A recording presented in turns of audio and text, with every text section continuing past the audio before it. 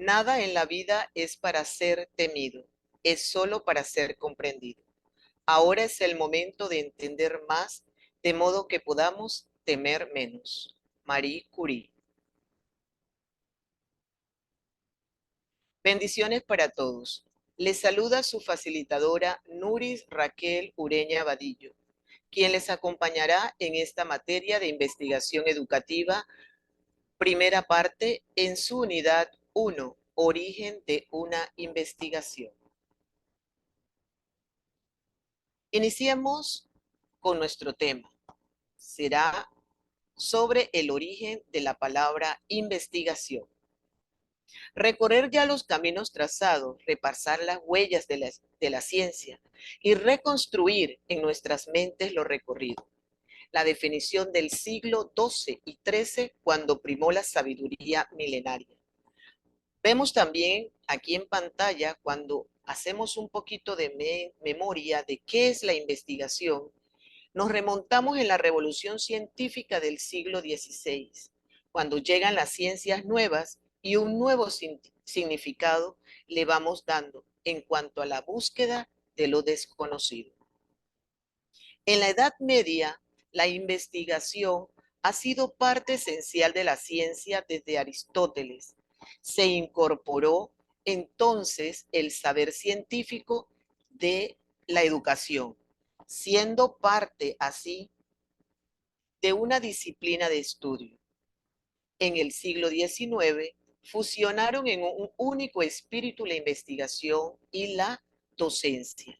Así fue entonces como se fue llegando a esta unión, donde se abre puertas del cientismo como único método científico válido y suficiente para resolver todos los problemas del hombre. Luego viene lo que es la información, que va a ser el núcleo de la organización. El analizar la información que se necesita continuamente para desarrollar así y lograr las metas de la organización, objetivos y estrategias. Identificar aquellas áreas con problemas, creando métodos que ayuden a resolverlos.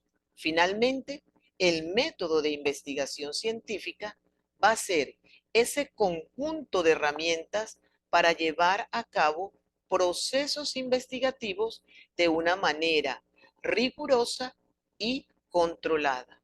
Por eso podemos decir que una nueva visión de la naturaleza surgió reemplazando la visión griega que había dominado la ciencia durante casi más de 2000 años. Es allí donde la ciencia se convierte entonces en una disciplina autónoma, distinta de la filosofía y de la tecnología, y llega a ser considerada entonces para tener objetivos utilitarios. La ciencia. Y la vamos a definir como aquel cuerpo o conjunto de conocimientos de un saber, como la búsqueda, la obtención y el desarrollo del conocimiento en un área del saber. ¿Cuál es su propósito? Pues conocer la verdad con un alto grado de certeza en relación con los hechos cotidianos que nos rodean. Por eso que siempre con la ciencia se está buscando la verdad. Veamos aquí lo que son las ciencias formales, como aquellas ciencias que van a establecer el razonamiento lógico y que van a trabajar con ideas creadas por la mente. Estas van a crear su propio objeto de estudio, su método de trabajo, que es la lógica deductiva. Las ciencias formales entonces van a estudiar el razonamiento y no el contenido de los saberes. Los dos modos de demostración más frecuentes usados por la ciencia van a ser la inducción y la deducción. Y quiero que durante toda esta asignatura tengamos esas dos terminologías ahí, pendientes, inducción y deducción. La deducción va a ser aquel proceso de razonamiento que va desde unas premisas generales a una conclusión particular. Y la inducción va a ser lo inverso, es decir, va desde una premisa particular hacia una general. Son dos términos importantes que vamos a tener en consideración para más adelante en nuestros encuentros. Algunos ejemplos de las ciencias formales son las matemáticas, la lógica, las ciencias de computación, la teoría de juegos, entre otras. Las ciencias fácticas o factuales van aquellas ciencias que están basadas en buscar la coherencia entre los hechos y la representación mental de los mismos. Exige la observación y la experimentación. Va a ser las ciencias que van a trabajar con objetos reales, que ocupan un espacio y un tiempo. La palabra fáctica viene del latín factum, que significa hecho, o sea, que trabaja los hechos. Se subdividen en naturales y sociales. Las primeras se preocupan por la naturaleza, las segundas van a ir al ámbito humano.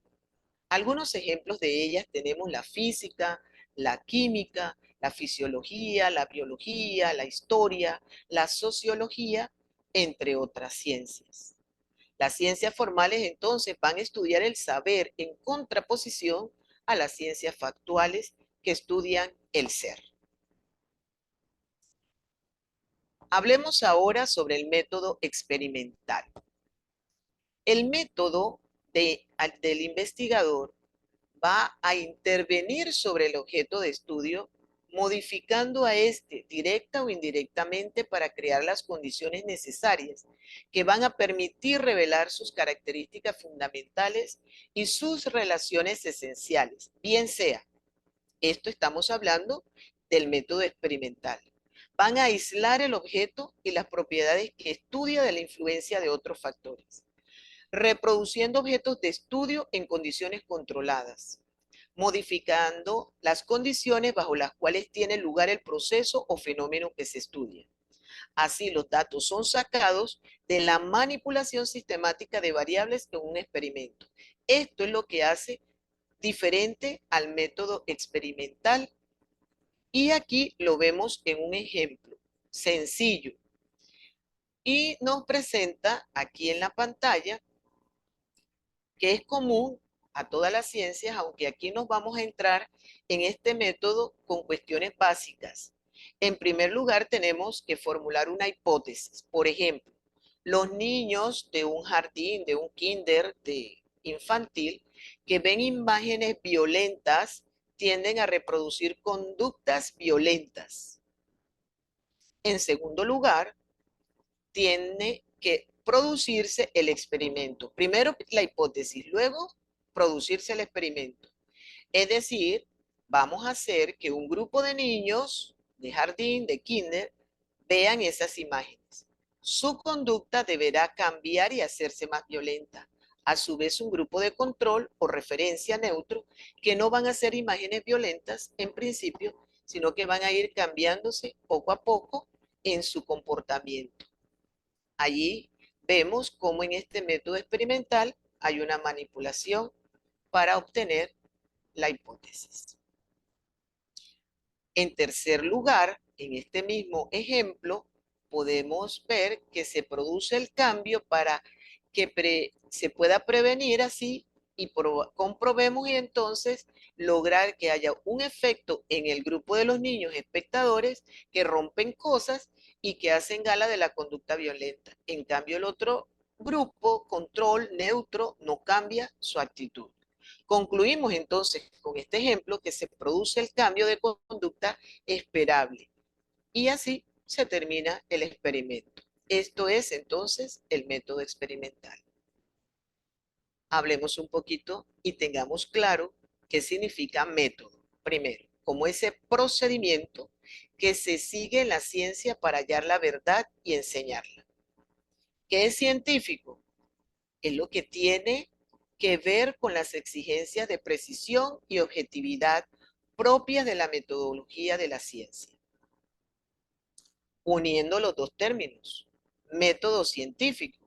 Entonces, va a ser ese conjunto de pasos fijados de antemano por una disciplina con el fin de alcanzar conocimientos válidos mediante instrumentos confiables. Es decir, una secuencia estándar para formular y responder a una pregunta. Pautas que permiten entonces al investigador ir desde el punto A hasta un punto Z, con la confianza de obtener así un conocimiento válido. Podemos entonces decir que el método científico va a ser esa metodología para obtener nuevos conocimientos de la ciencia y que va a consistir en la observación sistemática de medición, de experimentación y de formulación, además de análisis y de modificación de hipótesis. Nos decía Francis Bacon y René Descartes que quienes emplearon los métodos inductivos y deductivos respectivamente para conocer la realidad. Además, Galileo Galilei instituyó lo que es el método científico moderno, basado en la razón y en la lógica. Aquí ustedes pueden observar, y es importante que también nosotros conozcamos, así como vimos un ejemplo del método experimental, también aquí podemos ver el método científico. Cómo se va desglosando cada paso. Vamos a tener una observación, este ejemplo es de un simio, hay una observación, el simio está vomitando y tiene diarrea, luego se hace una pregunta a la cual provoca así el problema del método científico. Teniendo este problema, sacamos una hipótesis y decimos, tiene vómito, tiene diarrea, el simio tiene una infección intestinal. Después, la teoría, si la teoría es correcta, y se cura con el antibiótico. Viene el experimento, lo cual consiste en encontrar lo correcto y aplicárselo entonces al simio. Viene la aplicación para ver la verificación, que consiste entonces ver si funciona o no funciona lo que le dimos al simio, que es nuestro ejemplo. Se va viendo, entonces se repiten los pasos en caso de que la hipótesis, lo que supusimos, no fuera efectivo. Ahora tiene que ver entonces si no fue el resultado esperado, volver a crear una nueva hipótesis y volver al proceso del análisis, volver entonces a la aplicación, a verificar y así nos daremos cuenta si esto sirvió o no sirvió.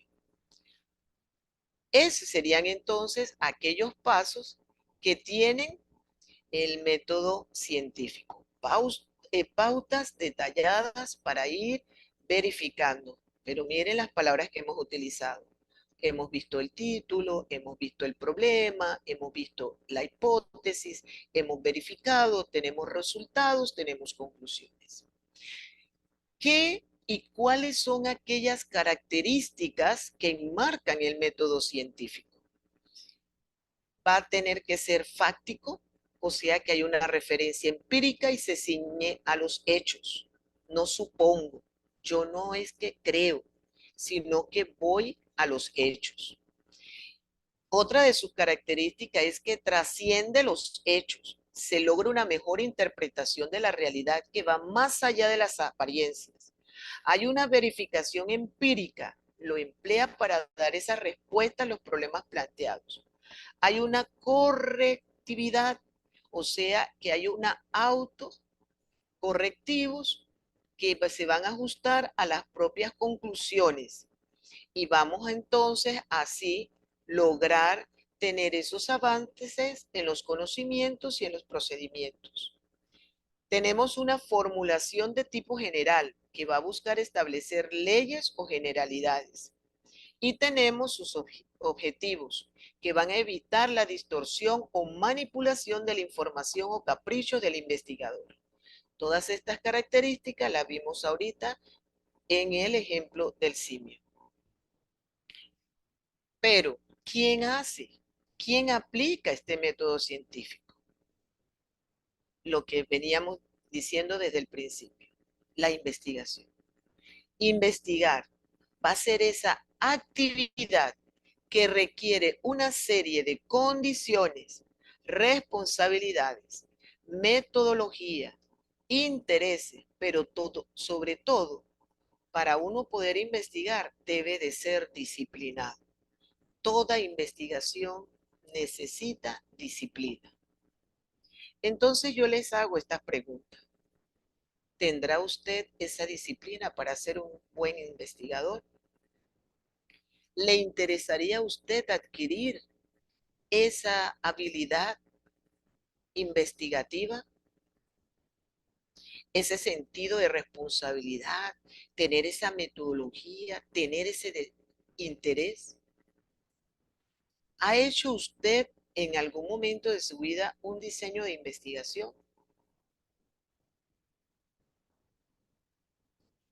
Algunos de los requisitos personales para ser un gran investigador, como ya lo veníamos diciendo, necesita tener disciplina, que va a implicar con esto que se debe de mantener una disciplina dinámica de trabajo permanente y con metas específicas. También debe de tener una observación analítica de la realidad cotidiana, con sentido de búsqueda, de interrogantes por los trasfondos. No se va a limitar con lo superficial, va a la observación, va a ser analítico, va a ser una persona con tenacidad, como persistencia a la búsqueda de la información para desafiar todo tipo de dificultades. Va a tener una mente analítica, capaz de poder evaluar, comparar resultados. Va a ser audaz, va a ser honesto, va a tener su ética y manejo y registro de la información.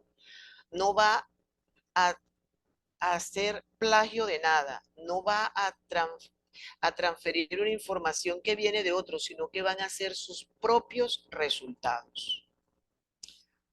¿Y qué necesitamos? ¿Cuáles van a ser esas estructuras y pautas para hacer una investigación? Aquí lo tenemos en la pantalla. Esos 9 puntos que están allí y que serán la temática de nuestros encuentros, la temática de esta asignatura. Allí observan el nombre y título, los antecedentes, la justificación, el problema, el objetivo general con sus específicos, sus hipótesis, el procedimiento metodológico desglosado en tipos de investigación, la población y muestra, métodos y técnicas de investigación, los recursos, sus alcances geográficos, marco temporal de la investigación y por último la bibliografía. Esta es la estructura para un diseño o una propuesta de investigación. Nosotros avanzaremos entonces al nombre de la investigación. Entremos entonces a delimitar el tema de investigación. Cuando hablamos de delimitar un tema investigativo, se debe entonces concentrar. Miren que hay una diferencia cuando yo digo cuál es el tema. El tema puede ser las drogas, pero cuando vamos a empezar a delimitar, la droga es muy amplio. ¿La droga de dónde? ¿La droga de dónde? ¿De qué país? ¿De qué región? ¿De qué lugar? ¿De qué me habla? ¿De cuál habla? Entonces empezamos a delimitar. Y es allí donde el investigador va a hacer entonces, a mirar el tema de investigación básico. Delimita con puntos específicos, tiene su contenido, va a tener espacio y también va a tener tiempo y una breve descripción de lo general. Cada uno de estos lo vamos a observar en este ejemplo en pantalla. Véanlo aquí. Tenemos las condiciones socioeconómicas de los habitantes de La Chorrera, provincia de Panamá Este, durante el año 2024. Observemos allí que en el título se da cuenta claramente de los 3 aspectos delimitantes del tema de investigación. Tenemos el tema de investigación allí, que son las condiciones socioeconómicas. Tenemos ese contenido allí. Tenemos el espacio, que son los habitantes de La Chorrera, de la provincia de Panamá Oeste, y tenemos un tiempo durante el 2024. Esos son los elementos que se necesitan para el nombre o el título de una investigación. Recalco, no es el tema. es el nombre. El tema podría haber sido condiciones socioeconómicas, pero cuando lo delimitamos, le damos el lugar, le damos el espacio y le damos un tiempo también. Ahora, el problema. El problema deberá cumplir con una serie de condiciones. Debe de ser original, debe de tener trascendencia, debe de ser actual, debe de ser relevante y además con posibilidad de permitir el uso de las herramientas intelectuales adquiridas a lo largo de la carrera. Cuando nosotros tenemos el problema de nuestra investigación, cabe separar o diferenciar, este es el problema, que va a identificarse con términos concretos y sobre todo en la forma que se redactan los objetivos, tanto los generales como los específicos y las hipótesis. Se van a elaborar también en forma de preguntas. Es importante que nosotros sepamos, el planteamiento del problema es todo una investigación con lecturas que se van a narrar y para eso usted va a tener siempre presente lo que les decía de deductivo e inductivo. Deductivo de lo general a lo particular. O usted va a escribir de lo particular a lo general. Es decir, usted puede comenzar a decir que en el distrito de La Chorrera existe el 50% de la juventud con problemas de drogadicción. Sin embargo, dentro de la República de Panamá se puede ver que la tasa de consumo de drogas entre la población juvenil está en un 40%, donde podamos alcanzar a ver que a nivel del continente americano, Panamá ocupa el quinto lugar de mayor consumo entre los jóvenes, aunque reconozcamos que el problema de la droga es un problema que se estudia y que se busca soluciones a nivel mundial. ¿Se dan cuenta? Comencé desde un punto pequeño, desde un lugar particular y lo terminé en el mundo. Pero también puedo comenzar al revés, puedo presentarlo desde lo general y llevarlo hasta lo particular.